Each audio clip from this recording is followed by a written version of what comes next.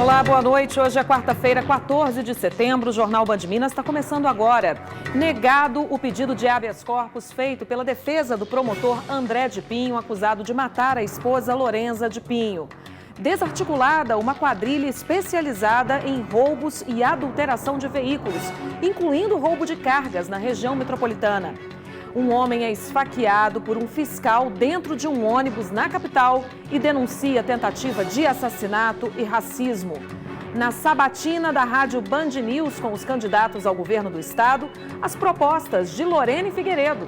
Você vai ver também o sonho realizado para haitianos que vivem aqui na capital, o direito de ter documentos e mais acesso a garantias básicas. Essas e outras notícias agora no JBM.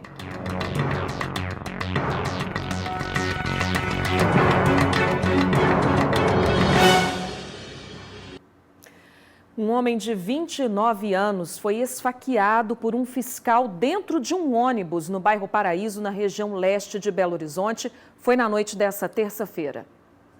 O curativo nas costas do Jefferson esconde a marca da agressão.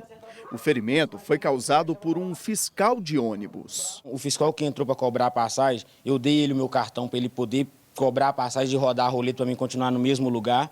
Só que o fiscal que estava do lado de fora, ele chegou e deu um tapa na porta, que é onde eu estava, que pegou no meu braço, que aí eu fui falar com ele, que ele tinha acertado o meu braço. Que aí ele falou, se pegou em você, eu falei, pegou, porque se não tivesse pegado eu não estaria falando com você, eu não ia nem te incomodar. Só que aí ele já ficou todo grosso, já começou a falar outras coisas. Eu fui falei com ele que eu era trabalhador, ele falou, seu Neguinho, fica quieto. Foi a hora que eu falei com ele, não, Neguinho não. Você pode me chamar do meu nome, se você não sabe meu nome, você me chama de rapaz, de menino, do que for, mas disso não. O auxiliar de faxina estava voltando para casa depois de mais um dia de trabalho em um ônibus superlotado da linha 9208. E na hora que eu desci do ônibus, ele veio para cima de mim, veio e ficou me encarando, me deu uma cabeçada no meu rosto. Eu estava tentando me afastar dele, foi a hora que ele fez o golpe, que pegou nessa parte aqui de trás, perto. Que quase perfurou meu pulmão, entendeu? Então eu levo isso como uma tentativa de homicídio mesmo. Toda essa confusão aconteceu por volta das 7h40 da noite de ontem, próximo a esse ponto onde eu estou agora, na Avenida dos Andradas, em Belo Horizonte. Após a agressão, o fiscal fugiu. Já o homem esfaqueado, primeiro foi amparado por uma vizinha que também estava no ônibus e depois socorrido por uma ambulância para o hospital. Eu estou feliz, por um lado, saber que meu filho está bem, mas a gente fica revoltado pelo fato do que aconteceu com ele, né? Porque além de ser agredido, teve sim a parte de discriminação, de racismo contra meu filho. Então isso é muito triste, é chocante. Agora, Jefferson deve continuar se recuperando em casa.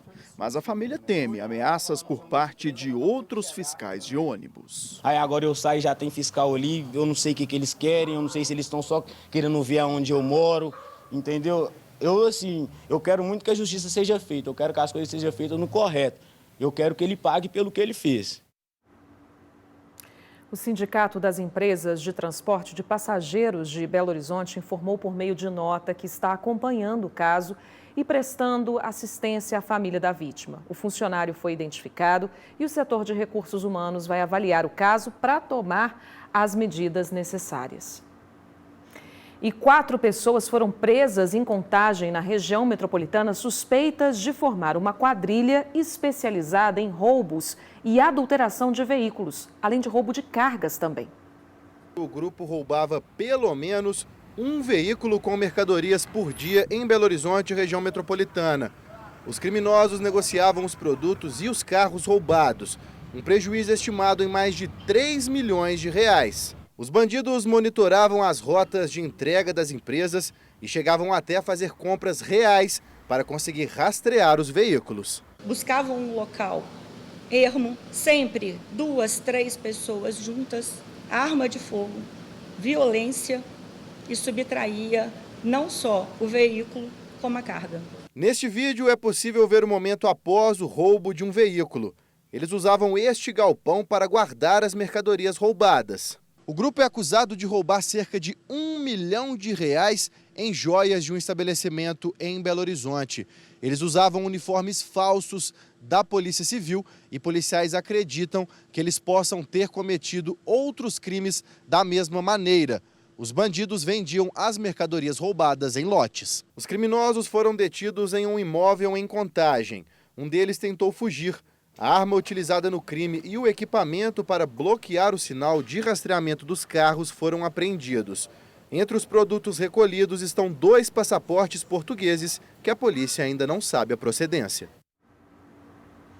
E 24 mandados de busca e apreensão foram cumpridos hoje contra empresários do setor de combustíveis. Postos em 7 cidades do estado estariam vendendo esses combustíveis adulterados. A Luciana Viana tem as informações, traz agora aqui pra gente ao vivo. Que história é essa, Lu? Boa noite. Olá, Elis. Boa noite para você, boa noite a todos. Elis, depois da atuação da Polícia Rodoviária Federal, parou ali 82 caminhões. Então, 82 caminhões parados pela Polícia Rodoviária Federal, todos eles transportadores de combustíveis e várias irregularidades ali detectadas. Então, diante dessa documentação toda, a Receita Estadual entrou na história e viu que tinha coisa errada naquilo ali, ou seja, Elis, notas fiscais falsas, deslocamentos, distâncias também eram informadas de forma incorreta para pagar menos imposto. Então, depois dessa investigação, esses mandados, 24 ao todo, cumpridos em 7 cidades aqui de Minas Gerais, região sul, zona da mata e região central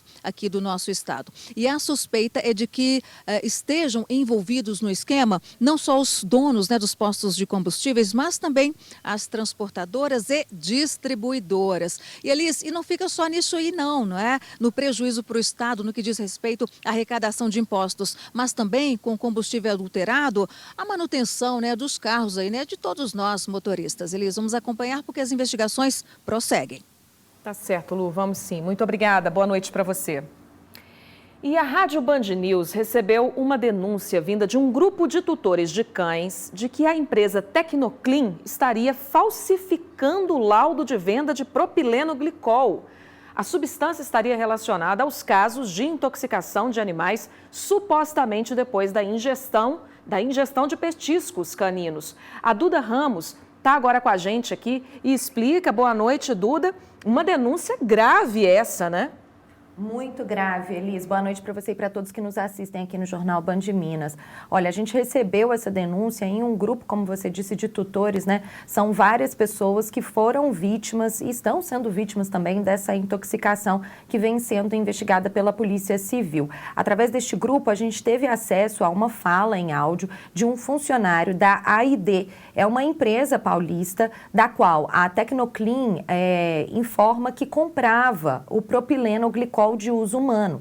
No entanto, a AID já se posicionou dizendo que não produz esse tipo de substância, nem revende, que na verdade eles lidam com produtos da indústria de limpeza, que não devem ser administrados na indústria alimentícia que vai para pets e para humanos. O propileno glicol tem uma família química. Alguns propilenos glicóis podem ser consumidos por cães e por pessoas. Outros propilenoglicóis não podem, em hipótese alguma. E, portanto, o que esse funcionário, que não quis se identificar para a gente, que manteve a sua identidade aí preservada, disse, é que, através dos contatos com a Tecnoclean, ele foi induzido a prestar um laudo de que se tratava do propilenoglicol de uso humano e de uso veterinário. Através dessa denúncia, a gente entrou depois em contato com a Tecnoclean, que até agora não se posicionou sobre essa denúncia, e a própria AID, claro, já emitiu uma nota ao longo dos últimos dias informando que não produz, não revende, nem importa propilenoglicol de uso humano e de uso veterinário. A Band News FM e o Grupo Bandeirantes, no seu jornalismo, continua apurando essas questões todas. Elis. Se alguma novidade chegar, pode trazer aqui pra gente, Duda. Muito obrigada. Boa noite para vocês aí na rádio. E uma operação contra o garimpo ilegal foi realizada em 4 rios de Minas Gerais nessa madrugada. O trabalho conjunto da Polícia Militar Ambiental, BOP, IBAMA e Agência Nacional de Mineração interrompeu a atuação de criminosos. Até o momento, cerca de 10 balsas ilegais foram apreendidas e destruídas. Os garimpeiros estavam atuando no Rio Paraopeba, em Belo Vale, no Rio Grande, na cidade de Nazareno, Rio das Mortes, em São João del Rei e Rio Piranga, também, em Porto Firme. Esses rios fazem parte das bacias do Rio Grande, Rio São Francisco e do leito do Rio Paraopeba também, nas regiões Central e Zona da Mata. 15 pessoas foram presas. O garimpo ilegal polui as águas, causando danos ambientais e podendo também impactar a saúde das comunidades que utilizam, essas bacias. Os responsáveis poderão ser investigados por extração ilegal de recursos minerais e usurpação de matéria-prima da União, segundo o IBAMA. E foi negado o pedido de habeas corpus feito pela defesa do promotor André de Pinho, acusado de matar a esposa Lorenza de Pinho. Foi a 7ª tentativa da equipe de advogados desde que ele foi preso preventivamente, em março do ano passado. Por unanimidade, os desembargadores do Tribunal de Justiça de Minas Gerais decidiram manter a prisão preventiva de André de Pinho, acusado pelo Ministério Público de matar a esposa Lorenza de Pinho, em abril do ano passado. Novamente foi unânime. Novamente. Por que foi unânime? A quantidade de provas é absurda.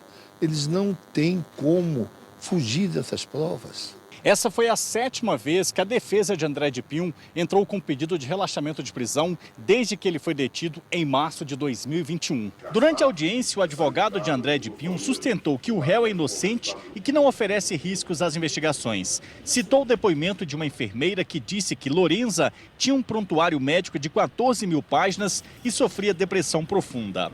2 dos 5 filhos do casal, um rapaz de 18 e uma adolescente de 17 anos, acompanharam a audiência. O promotor André de Pinho é acusado de feminicídio com agravantes como motivo torpe, asfixia e recurso que dificultou a defesa da vítima. André tem foro privilegiado por ser promotor.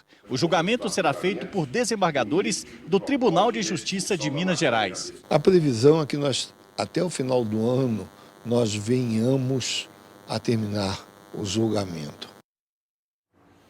E o uso de máscaras passou a ser facultativo na Universidade Federal de Minas Gerais. A medida segue o movimento de flexibilização das medidas protetivas contra a Covid-19 em todo o estado. Muitas pessoas sem máscara, mas tem gente que faz questão de usar. Ainda não sei por quanto tempo, mas eu me sinto mais seguro usando a máscara. A universidade está um pouco vazia, não está tão lotada, não tenho visto nenhum problema até agora, não me encontrei em nenhuma situação onde eu me sinto insegura. O uso de máscaras deixou de ser obrigatório no campus da UFMG, que considerou a redução significativa do número de casos, hospitalizações e óbitos pela Covid-19. Onde tem aglomeração, use máscara, E ambiente mais aberto, sinta-se mais livre para não utilizar máscara, se for o caso. Eu acho que essa é a dica principal, lembrar que, infelizmente, o vírus ainda circula entre nós. Mas eu acho que vacinando e tendo um pouco de moderação e prudência, a gente tem uma tranquilidade biológica muito boa. Para casos confirmados de Covid-19, ainda deve ser seguida a orientação de afastamento das atividades acadêmicas e administrativas. Belo Horizonte tem atualmente 1.666 casos confirmados da doença.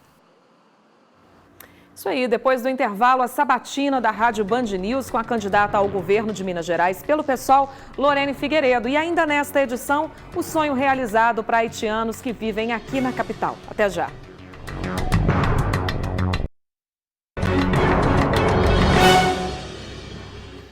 Vamos ver a agenda de campanha de hoje dos candidatos ao governo de Minas Gerais. Alexandre Calil, do PSD, se encontrou com representantes dos movimentos LGBTQIA+, de BH, deu entrevista e fez gravações também para redes sociais.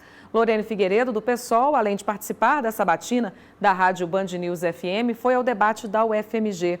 Marcos Pestana, do PSDB, deu entrevistas e participou de debate e encontros com delegados e grupo de mulheres aqui na capital. O governador e candidato à reeleição, Romeu Zema, do Novo, esteve em Teófilo Otoni e Almenara, onde fez carreata e caminhada. Carlos Viana, do PL, se reuniu com lideranças políticas e gravou o programa eleitoral. Ele participa às 8 horas de uma live no Instagram. E a Lorene Figueiredo, candidata ao governo de Minas Gerais pelo PSOL, foi a entrevistada de hoje da Rádio Band News FM. Na sabatina, ela fez várias críticas ao governo de Romeu Zema, falou sobre temas como mineração, agricultura familiar, privatização e também manifestou apoio ao ex-presidente Lula na campanha para a presidência da República. Nós temos 4,5 milhões de pessoas em extrema pobreza em Minas Gerais, 33 milhões de famintos no Brasil, e isso não é uma pauta, né? No plano de governo de Zema, a gente tem o quê? Nada. Nós vamos valorizar a agricultura familiar, os pequenos, micro e médios produtores, articular uma rede de apoio, subsidiar quem realmente produz alimento barato e também aqueles que exportam. Nosso compromisso do PSOL é com os trabalhadores, é com os mineiros e não com as mineradoras. Ao contrário de Romeu Zema e de Bolsonaro, que inclusive fecha os olhos para o garimpo ilegal em terras indígenas. Empresas privatizadas, as tarifas sobem. Então a gente não quer que as pessoas tenham que escolher se vão tomar banho, se vão beber água, se vão fazer comida. E a gente precisa eleger Lula logo, no primeiro turno, para estabelecer uma interlocução com um governo que seja, de fato, um governo mais pró-trabalhadores. E na sabatina de amanhã, o entrevistado será o candidato Alexandre Calil, do PSD, às 10 da manhã, na rádio Band News. Então, você não pode perder. E o nosso comentarista de política já está aqui no estúdio. Uma boa noite para você, Orion. Seja muito bem-vindo. Boa noite, Elis. Boa noite a todos. Orion, que está participando, né, dessas sabatinas, que são tão importantes, né, Orion? Muito importantes, Elis. Faltam mais sabatinas, entrevistas e debates como aquele que a Band realizou no início da campanha. Quanto mais houver, maior será a transparência, o esclarecimento e a confiança do eleitor, porque o voto tem que ser bem informado, consciente, não baseado em fake news, informações falsas. A TV Band e a Band News, que fazem um jornalismo profissional, tem esse papel e o assumem com responsabilidade e compromisso, como é a tradição. Opiniões baseadas em fatos, né, Orion? Bem melhor, né? O que dizer, Orion, sobre a estratégia, né, tanto de Lula quanto de Bolsonaro, de escalarem os seus vices aqui, né, para visitar a capital mineira? Há 18 dias da votação, Elis, a intenção é multiplicar as ações de campanha, com os vices assumindo o papel de frente e de representação do titular enquanto ele viaja para outros estados. Então, ambos os candidatos a vice aí estiveram em Minas nessa semana, quase que no mesmo dia. Outra estratégia e preocupação de Lula e Bolsonaro é com o eleitor indeciso, que são aqueles que votam em branco, nulo e que no dia da votação se abstêm de votar. Se quer sair de casa, a abstenção tem crescido muito. Em 2018, para você ter uma ideia, chegou a 29 milhões de pessoas. E há uma previsão pessimista neste ano de chegar a 36 milhões. Conseguir um pedacinho desse eleitorado pode ajudar muito na reta final. Orion, vamos falar aqui agora da campanha do governo do estado, né? Tanto o Calil, ele não conseguiu tirar uma vantagem com relação ao governador Romeu Zema, né? Na sua opinião, por que isso tem acontecido? Olha, acho que Calil está pagando um preço de ter demorado muito a entrar em campo e organizar a sua campanha política e profissionalmente. Nosso estado ele é muito grande, tem 853 municípios e é difícil você levar mensagem a todos eles. Calil está colando a imagem dele a Lula, com quem está coligado, e espera que isso tenha efeito até o final da eleição. Já Zema adotou a seguinte estratégia: quanto menos campanha, melhor, para não estimular o eleitor a pensar, a refletir e a fazer comparações. Vamos acompanhar, né, Orion? Muito obrigada, Prazer. viu? A gente espera você na Boa semana noite. que vem. E depois do intervalo, sonho realizado para haitianos que vivem aqui na capital, que é o direito de ter documentos e mais acesso a garantias básicas. Daqui a pouquinho.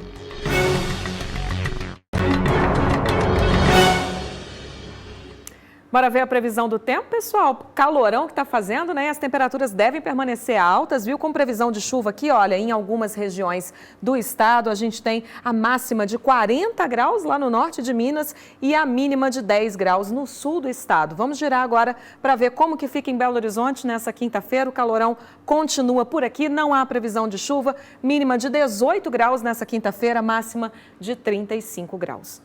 Robôs estão sendo usados na mineração para aumentar a segurança. Eles têm chamado a atenção do público numa exposição que vai até amanhã aqui em BH. Quem olha para esse robô de 4 patas nem imagina que ele tem revolucionado o segmento de inspeção industrial. Com vocês, o Animal, que é capaz de enxergar informações que o olho humano não vê, como vibração e temperatura. Um outro diferencial do Animal é que ele pode atuar em condições adversas, ou seja, em qualquer tipo de clima ou terreno.